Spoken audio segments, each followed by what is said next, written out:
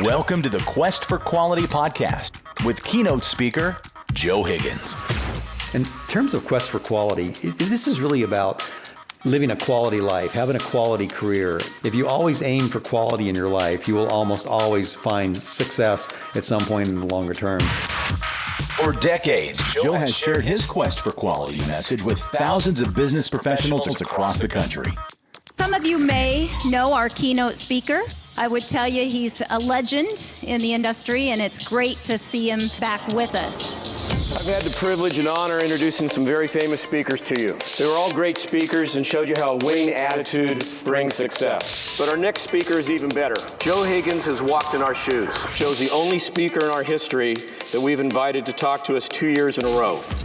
The Quest for Quality podcast presents a universal message under the umbrella of 4 areas of Joe's unprecedented experience and expertise. Leadership, building healthy teams, customer service, understanding the American economy. I'm trying to let people get that message that it's taken me 40 years to learn. I've had a lot of experience. I've gone through major levels of an organization, have trained and worked with and supervised thousands of people over my career and created leaders at the Whirlpool Corporation today that are running the company. So hopefully what I bring here in this thing is allowing people to live a better life and a better quality of life. Welcome back to the Quest for Quality with Joe podcast. My name is Tim Edwards with the Inbound Podcasting Network, and I am delighted again to be back behind the mic with keynote speaker Joe Higgins. Joe, it's been a little while since we've had a chance to record a session. It's good to see you again. Thanks, Tim.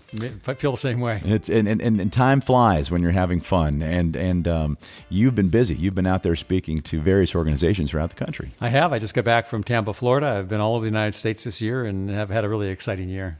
And at the time of this recording, we are less than a week out from a most historic, emotional, and controversial presidential election. The results have half of America stunned, shocked, dismayed, and frankly, a little scared.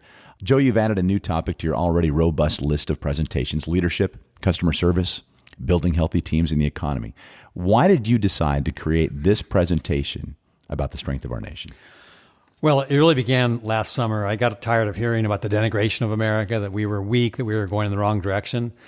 And I just said to myself, I need to build people up. I need to have audiences really believe and take a look at big picture America. Not the next day, the next quarter, the next year, but the last 10 years, 50 years, even 240 years since we've been here. And so I put together and designed a presentation that gives you a numbers look at where we're at. Not my opinion. I don't do opinion. As a professional speaker, I know that there are a lot of beliefs in an audience, and I try to stay away from that. This gives you the numbers, tells you where America's at, talks about the extraordinary nature of our country, and allows you to make a decision on your own whether or not we are still the most preeminent country in the world or we are not. And that's why I put it together. So audiences, I guess, Tim, the biggest thing in my mind is I wanted audiences to leave my presentations feeling confident about the growth that's coming in our country over the next 5 years, 10 years, 20 years, whatever. I know that most people come to a meeting not because of themselves, but for their kids and their grandkids and their great-grandkids. And I want them to have confidence over that span so that they know that their lives are really going to be prosperous for a very long time, that we are not a weak country, that we are a strong country. And I will talk today about why I believe that America, in the hierarchy of nations, sits clearly at the top.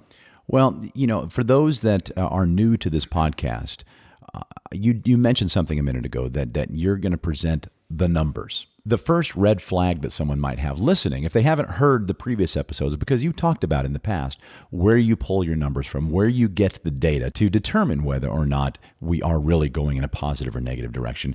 Remind us all again, where are these numbers coming from? Well, they come from a lot of places. I mean, I spend 2.5 hours every morning just doing research online. As an economics major, I like to look at numbers that have to do with our economy. But I get about 12 reports from different banks: UBS, Citibank, Goldman Sachs. I get reports from business schools like UCLA and Stanford. I get them from the Wharton School of Business. So I get them from a lot of places, and I put them all together. I look through them every quarter, and then I put the numbers out as my projections for what the year might look like.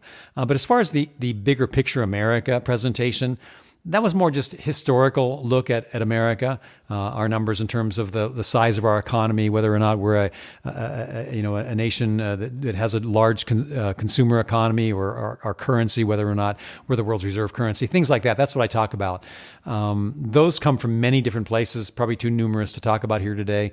But it's just online and looking at websites, government websites, the Bureau of Labor Statistics, things like that. So this new presentation that you have, that you've received wonderful reviews across the country from various organizations, We the People is the title of this presentation. How do you start? We'll actually start with the Star Spangled Banner and America the Beautiful. So you're tugging at our heartstrings from the very beginning, aren't you? Well, it struck me the first time I did this presentation, I hadn't even thought about either one of these songs, but the first time I did it, somebody sang America the Beautiful. Somebody sang the Star Spangled Banner, and it gave me the chills. Yeah. And you know how that feels, right? Yeah. They sing the song. Matter of fact, I even heard it sung by the audience at a Cleveland Cavaliers game this past year, and I'm listening to it, watching television, and I got the chills. And I said to myself, why is that? So I looked into the song and I read about what the storyline was. And when you present that story and you understand America from that perspective, and America the Beautiful, I'll say the same thing about, I wanted to know why I got the chills, and that's what I described to the audience. And also memories of growing up, right? And what America represented to you as you were learning about our history and about what we stood for. Mm-hmm. A lot of that seems to be lost in the rhetoric that we're hearing from various news channels and Facebook feeds. Right. Well, and you're hearing today on television that we're a terrible nation, that we're weak, and that we're in decline. And if that's true, then why would we get the chills when we hear the Star Spangled Banner? Why would we get emotional when we hear America the Beautiful? We do because we love this country. And it's not a declining country. It's a country that has provided us this life that we have that nobody else on earth could even compare to. And I wanted audiences to feel that. So when we hear, and we have quite a bit, that we are a declining country, let's go over some of the areas of decline that has been addressed in this most recent campaign that we experienced, and thank God is over. I know, it's way too long for all of us, no doubt. Yes. So those areas of decline, can you? Okay, let me start, and I usually start here with the gross domestic product. Gross domestic product is defined by an economist as the amount of goods and services you produce in 1 year. And goods being things like automobiles that we build in America. Mm-hmm. In my business, it was appliances. It could be any number of things that we produce. It's also services, like if you go to the hospital, or you go to a theater, or you go out to dinner. Those are services. If you measure economies, and we do like that, America today is an $18.3 trillion economy. We're by far the largest in the world. Second place is China, and they're $8.3 trillion. We're $10 trillion larger than China. And then in order for me to compare America, this declining country, as we're always told, I have to compare America to the next 8 countries in the world and combine them to equal America's gross domestic product. That's how big America is. So regardless of the results of this election, there's half of America out there that might disagree with that sentiment based upon what we are hearing on the news. There are a lot of people that are afraid, both socially and economically. Well, here's how I would answer that. Let me give you a different perspective, okay? Mm-hmm. Let me put it to you a different way. If I take California out of the 50 states and I put it into the worldwide economy, California is the 7th largest country in the world. Surprising, huh? Interesting perspective. If I take Texas out of the United States, Texas is actually larger than Russia. We think of Russia as this huge superpower. Mm-hmm. We don't hear these numbers in this country. We don't understand the size and strength and breadth of America and all the places that we touch worldwide because of our strength in terms of the size of our GDP. But it's been my belief, and I've watched this over the last maybe 10 elections, that America and our economy is bigger than a president. It's bigger than a commander-in-chief.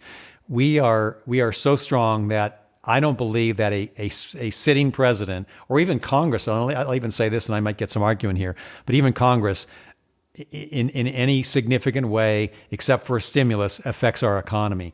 It is run by the populace. Consumer spending is 73% of gross domestic product. It's what you and I spend every day. that impact our lives. It's the populace that makes a difference, not the presidents. That's a pretty profound statement, one of which I haven't heard or really even thought about, that our economy is bigger than a president. Well, we're an $18.3 trillion economy. And I've said this a lot, is that if you look back to the last election in 2012, they were predicting that we would create about 12 million jobs in America. Romney said it, Obama said it. Actually, it came from a company called Moody's Analytics that put that number out. We created about that many jobs. It didn't really matter who was president. I mean, the stimulus had some effect. So if you pass the stimulus, you don't, it might have had impact. But it's the everyday spending that we do and everyday investments that corporations make that drive our economy, not a sitting president. So for those that are fearful of what the next 4 years might hold, there's still a silver lining. Regardless, I mean, we're talking socially and economically, they're two different animals. They are. And I have to exclude the social part because that's a whole different subject that we could entertain. But for us, when we look ahead economically and you think about where we are today, right now, I think over the longer term that the next year, 4 years are going to be what we had always expected. So is America truly in decline? That's really what we're going over here today. Yeah, and you know what I did? I took a snapshot. I went back and took a 10-year snapshot to look at GDP, to see where we're at. Because that's what we hear. If everything's terrible. And that's the basis. That's what we look at as the baseline as to whether or not America gross domestic product, yeah. Because gross domestic product describes all the input from the economy into one thing. If GDP is going up, then everything's going up. If GDP is going down, everybody's getting hurt.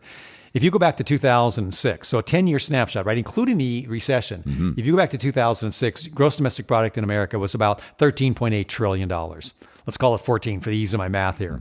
If you look ahead until the end of this year, we believe that 2016, even though it's been slow growth, we think it's going to come in at 1.9%. GDP will still end this year at around 18.8 trillion. Let's call it 19. That's a $5 trillion increase in 10 years. How do you factor inflation into that, though? Well, I don't. This is just a number. So I'm not putting inflation into this number. You can do it. Inflation's been pretty mild for the last 10 years. Matter of fact, in many of those years between 2008 to 2012 or so, inflation was almost non-existent. So we're looking at that growth. That's a $5 trillion of growth. Yeah. Right. And that is substantial enough over the last 10 years to keep up with inflation, to make sure we're still above the mark. Oh, yeah. And it's $5 trillion between where we were in 2006 and where we are. That indicates growth. In spite of the recession. In spite of the recession, yeah. That's why I took this period. I wanted to put the recession in there. So when you hear that we're in decline, if we were in decline, GDP would go from 13 to 9, right? Yeah, it's just simple. It's either going up or down. Yeah. If it's going up, it means that we're growing. Now, the criticism is, well, we're not growing fast enough. Well, on average, since 1948, GDP has grown about 3.2%. We're growing less than that. But we've also had a worldwide recession. If you look around the world, in South America and in Asia, in countries all over the world, there's a lot of struggle going on. Our number one trading partner, the Eurozone, nearly every single country in the Eurozone today, with the exception of France and Germany, is in some type of recession. Well, of course, you're going to grow slower when you can't export goods because everybody else is in decline. Same way in South America. So, when I look at these numbers and I think, and I hear politicians say that our country is failing, you can't say that and look at a graph that shows that and see that we're in decline. It doesn't exist. I'm looking at the graph right now, having the luxury of sitting here with you. And we should include this in our show notes too, Joe, if you don't mind, for our audience to see this as well too. I mean, it is a pretty substantial upswing. Right. And these numbers are easily available. You can Google this information. It's not like, you have to make this kind of stuff up. So we're experiencing growth within the GDP. How about consumer economy? Yeah, well, our consumer economy is growing as well. This is an interesting side. What consumers spend every year is what makes up a consumer economy. It's what you and I spend. It's what we take out of our dollars out of our pockets and pay for things. That's the consumer economy. We are the world's number one consumer economy. Why are consumer economies important? Well, all countries around the world would die to have a consumer economy. China, for example, is a manufacturing economy. Consumer economies provide better wealth in the economy for those in the economy, better jobs versus, say, a manufacturing job. It also is more consistent and more diverse. Today, America is a $12.4 trillion consumer market. It's the largest in the world by far. Companies around the world want to do business in America because of the size of our economy. We're so large, Tim, that in order to compare our $12.4 trillion economy to anybody else, I have to add up the next 6 countries in the world and combine them to do that. Just to match us. Just to match us. That's why when you look at America and who we are, that tells you our size and strength. This is kind of a theme of this whole discussion, that everything that you look at, every single important statistical category has to look at not one country to compare it to America, but 5 or 10. And at one point in this presentation, I'm going to compare it to all the countries in the world. So consumer economies are really an important part of what we're going to talk about. So these numbers are very encouraging, but we don't hear about them. We don't. I mean, what we're looking at on the news and through Facebook or Twitter, wherever you might be absorbing your news, I've never heard these statistics before. Why do you think that is? Well, for one thing, they're probably far too complex. And you really have to have an understanding of this information. Economics is an esoteric subject, and even economists sometimes don't get it. So is it just good for business for the media outlets to scream gloom and doom, or these politicians? Here's an interesting part of this. I'll tell you this, that it's not the numbers. I'm giving you numbers today. It's not the numbers. It's how consumers feel about the numbers. We react based on how we feel about things. If we feel good about our jobs, we'll spend money. If we feel like we're going to lose our job, we won't spend money. If we think our house is going into foreclosure, that puts us in a panic. If our neighbor's house goes in foreclosure, then that puts us in a panic. If our brother loses his job, we spend less money. It's how we feel about the numbers. And that determines really, I think, in the longer term, consumer spending. We didn't talk about this, and this is really a part of another presentation I make, but we have something in America called consumer confidence, and we measure that. We measure it every single month. Economists consider it to be a leading economic indicator. You can look at this number and tell whether or not people are going to spend money over the next 30 days. And so how we feel is really a critical part of our economy. How is that measured? Well, it's measured by it's two companies, the Conference Board and the Thomson Reuters University of Michigan Consumer Sentiment Poll. They both take a poll of Americans, how you feel. They ask you questions. How do you feel about your job? Do you have a job? If you have a job, how's your company doing? Is it going to be there in the future for you? Will you be working for a number of years? If you don't have a job, can you get one? Is there an available job out there? Is your car going to be repossessed? Is your house going into foreclosure? That's what they ask. That's what they determine in consumer confidence. Today, the index is at 98.6. The temperature of the human body, surprisingly, but that's what it is right now. Back in 1971, we began measuring consumer confidence. In 2008, Tim, the consumer confidence in America was 38.6. In 8 years, it's up 60 points on the index. We're feeling better today than we felt in the last 8 years.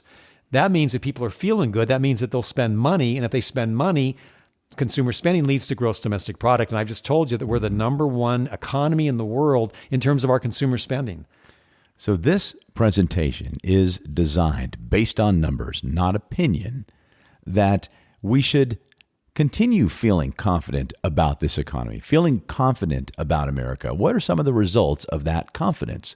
Because if we're feeling, because we're told that we're feeling like we're in decline, because we're told we're in decline, and nobody does the research to see if we really are in decline or not, it's like a contagious disease.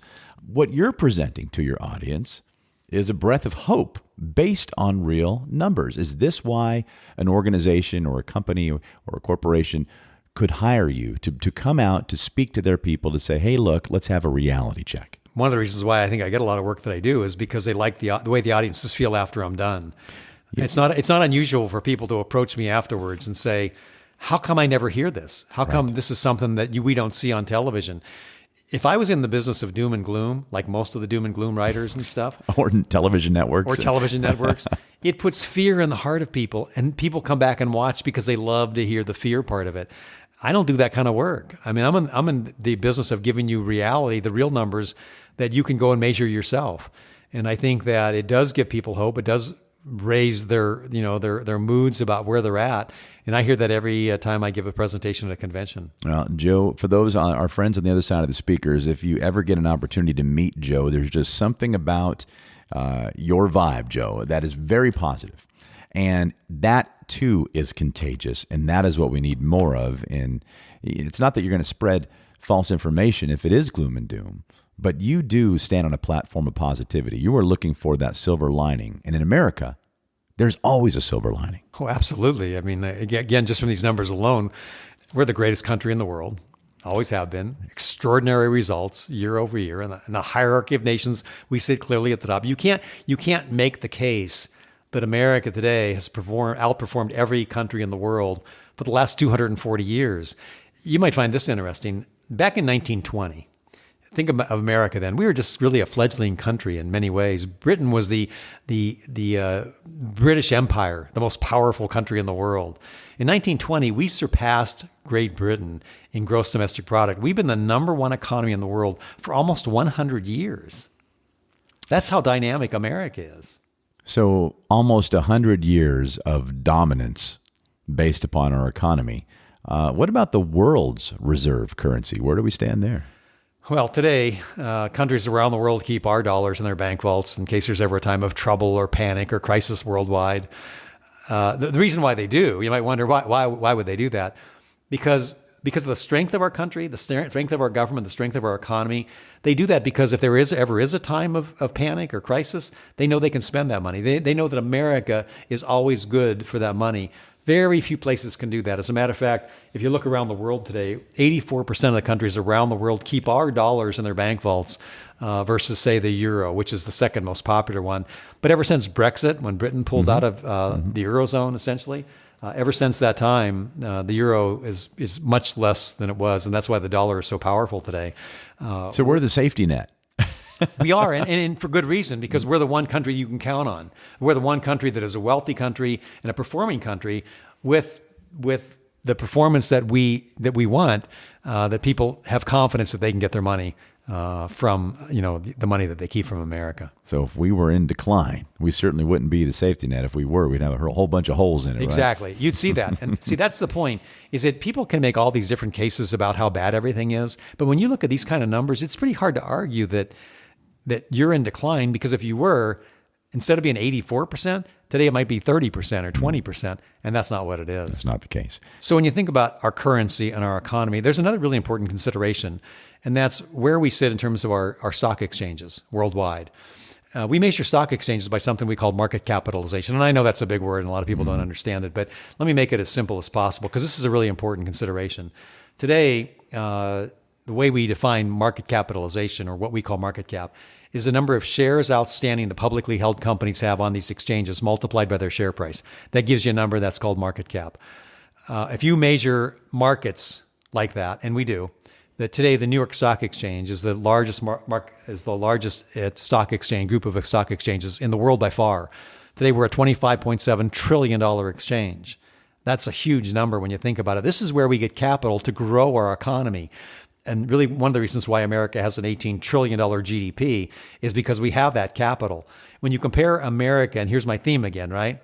When you compare America's stock exchanges to anywhere else in the world, well, you compare it to, for example, like London, the London exchanges. This is a well-known exchange, been around forever, very popular on an international level.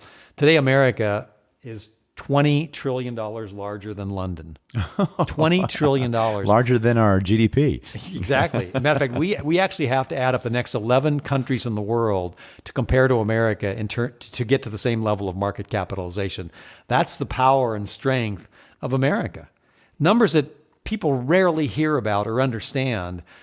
Again, the theme, right? We are larger than, from almost every statistical category, 5 countries, 10 countries, 15 countries, and pretty soon we'll be talking about every country in the world. The next thing I would say, and you might have guessed this, Tim, if you look at market cap and you look at individual companies, again, this is the amount of shares outstanding that an individual company has multiplied by its share price, then you have the top 10 companies in the world. Those just happen to be Apple, right? They're all American companies. Every single one of them. Apple, Microsoft, Facebook, Amazon, perhaps. Berkshire Hathaway, Johnson & Johnson. Wow. Wells Fargo. Interesting. You heard a lot about Wells Fargo recently. Yes. They've had some not trouble. So good. Not news. so good. They've had their troubles, but at the same time, they're the 6th largest by market cap company in the world. And they'll recover, and they'll come back, and they'll be a big American company forever. And then you have Amazon and Mobile Exxon. They've completely outperformed their global peers during this period. Wow. Again, size and strength of America. Are we in decline? If you look at numbers like this, it's really hard to argue that. It is. Joe, in previous episodes, we talked about technology and its impact on the economy and how we as Americans are growing and moving in a positive direction with our technology such as driverless cars and artificial intelligence. Well, how about now? It's been about a year since we had a conversation regarding technology. How's it changed? You know, I hate that you asked me that question, but I gotta say, when I talked last year, I said, for example, that America was the world's leader in technology. I said that we were growing exponentially. And I have to admit now I was wrong. Mm-hmm. You may remember I told you that driverless cars are going to be out in 2018. I actually heard that when I was speaking at the Consumer Electronics Show. Sergey Brin said that. Unfortunately, I made the prediction that they'd be out then. But today in Pittsburgh, Pennsylvania, Uber is testing driverless cars in Pittsburgh, Pennsylvania. So, well, 2018 is just over a year away from the time of this recording. So maybe you're not too far off from that. I guess. But I do know, and let me take you back, because the question here is America still the world's leader? And how do you determine that? Well, let me take you back to 1955, Dwight D. Eisenhower administration. An idea came out of that administration that was kind of processed in the 60s and worked on in the 70s. And by 1985, became the World Wide Web. And a lot of people don't realize it's American. Wait a minute, I thought Al Gore invented that. No, I'm kidding. Yeah. In the mid 80s, we had the World Wide Web, and it was an American invention. It was American creativity. It was American innovation that created that. And when you look at probably the most important discovery that has impacted our lives in the last 10 years, it's certainly been the internet. Yeah. When you think about America, look at 1.6 billion people are on Facebook, which is an American company, right? Mm-hmm. Billions more have iPads, iPhones, computers, an American company, and Apple. And if you go anywhere in the world, I don't care where you go, and you ask somebody a question, they don't know the answer, you know what they do? They Google it. They Google it. An American company, right?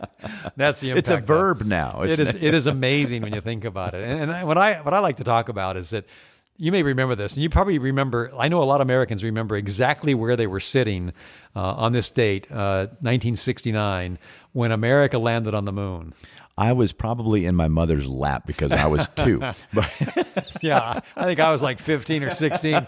I was in the front room of a friend's house watching that. But I do have home movies that my father filmed with me in the frame while they landed on the moon. So there you go. So it's a big deal, right? It's a big deal, of course. America is the one country that landed on the moon. If you ever go there, and they're saying now, I heard Elon Musk say the other day that someday we're going to go to Mars by 2035, he was saying. Wow. And I've heard that by 2025, we could take trips to the moon. When you get there, Tim, you won't find a Chinese flag and you won't find a Russian flag, but we have an American flag planted firmly on the moon. And I heard a comedian the other night saying that, go out and look at the moon.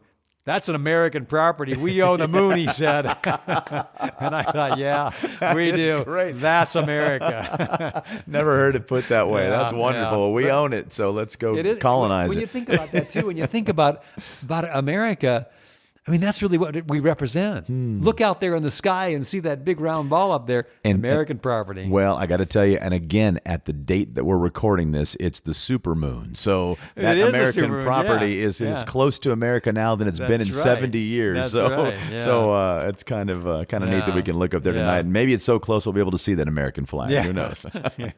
Someday. Well, what about the military? The world's greatest military. Again, I mentioned earlier. So we heard a lot during primary season that our military is weakening. What are your thoughts on that? On our air quote weak military? This was a big talking point, I think, during the elections. No doubt, people were saying this. Again, I think it goes back to fear and making people scared about whether or not we're a strong country and we can defend ourselves. I know that from an economist's point of view, you have to have a strong military to feel comfortable in your business. If you're going to have a business, start a business, you don't want people coming in and plundering your riches and taking over your country. And I think America needs to feel comfortable that we are a powerful enough nation that that's not going to happen. So I would say that we need to keep that in consideration as we walk through our military. From the point of view of our economy, this is a critical thing that we do. Today, America's military is by far the strongest in the world. We've not decimated it. We've actually expanded it during this period. Let me take you back to the year 2000. In the year 2000, America's military budget was $300 billion. Today, 2016, it's $598 billion. And next year they've added $2 billion to it. It's $600 billion. So it's exactly doubled in 16 years. Yeah. That's no small feat. I mean, that's a huge amount of money. Let me put it in perspective because I think this is really the important part. Today, our military is stronger than the next 10 countries in the world combined. The 10 largest countries. You got to add them up. You got to put them all together to equal America and our military spending. Well, let's go through the list of some of these other countries. I have the good fortune of being able to look at your presentation here. These are not small countries that we're comparing them to. China, Saudi Arabia, United Kingdom, India, Japan, Russia, Germany, France, and South Korea combined. That's just our military budget. We actually spend money outside the budget, as a lot of people probably know, in the wars in Iraq and Afghanistan from 2003 until 2009. And some people claim the spending has been between $2 and $4 trillion. During that period, we've spent more on war and know more about war and have bought more equipment with that money than, again, all the countries in the world combined. And there's my theme. Right? I started out by saying that I'm going to talk about how we are larger than the rest of the world combined. Again, think about the strength of a military and what you can do when you spend that kind of money versus the rest of the world. Again, in the hierarchy of nations, we sit clearly at the top in this area. All right, so we have the largest military in the world, even with the 10 largest countries behind us in terms of budget. What would Putin say about that? Vladimir said the other day that the United States is probably the world's sole superpower. You know that must have been tough to have those words come out of his mouth. Well, I say to Vladimir, I say probably. That's the wrong word. We are the world's sole superpower. There's no one even close to us. As a matter of fact, Tim, for every one aircraft carrier that Putin has and Russia has, we have 10. We have 10 on the water. We have 2 in reserve. We've decommissioned 56 air conditioners. And we have 3 brand new Ford-class carriers coming. We have more aircraft carriers than the rest of the world combined. And not only that, but the carriers that other people are driving on the water today, many of them carry helicopters. They're nowhere near America's. The comparison I saw recently was that it's a little like America driving a 2017 Lamborghini and the rest of the world driving a 1960 Volkswagen. That's what the world is today. We are so dominant. An aircraft carrier is the most lethal, important piece of equipment you can own in war, and we have more than the rest of the world combined. Russia has 1. China has 1. And that's where America sits in the world today. As a matter of fact, let me just take you to another side of this. We're coming out with the new 3 carriers. They're called Ford-class carriers. The first one is the USS Gerald Ford. This is a stealth carrier. It's clad in a material that makes it invisible to enemy radar when it's on the water.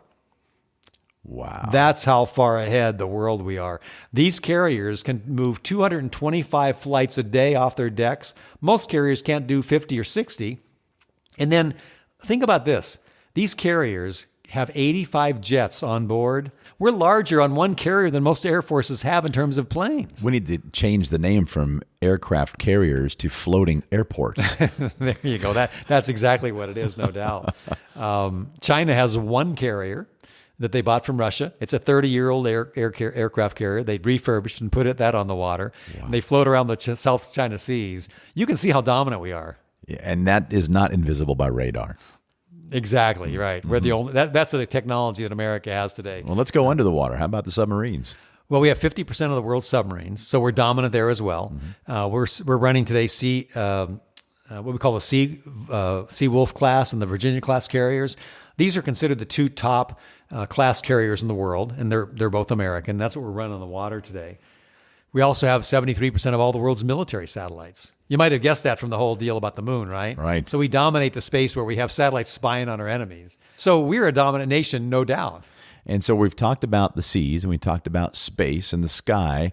I can only assume that we are also leading in the future of warfare, which is drones, correct? Oh, correct. Yeah. We have 78% of all the world's armed drones today. Wow. But more importantly than that, think about the infrastructure you have to build. You have to get pilots. You have to get computers. You have to have it set up somewhere. You have to train people.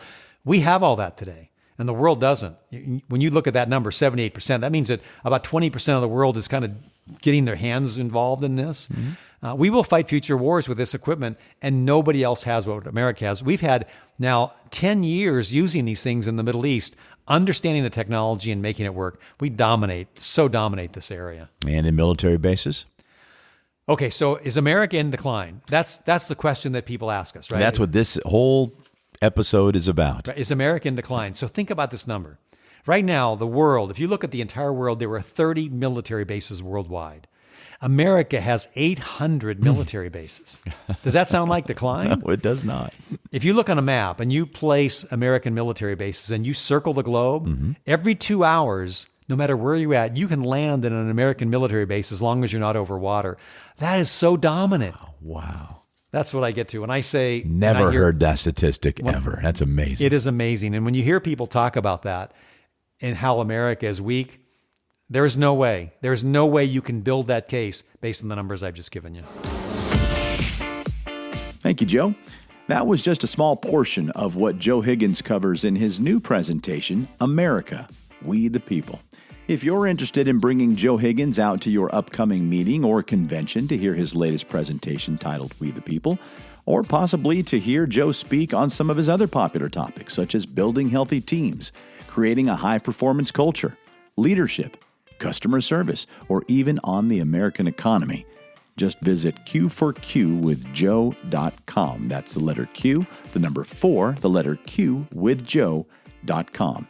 Hit the Request Joe button, fill out the form, and Joe will get right back with you. And while you're there, be sure to bounce around Joe's page to enjoy some of Joe's Quest for Quality videos. Thanks again for listening to the Quest for Quality podcast.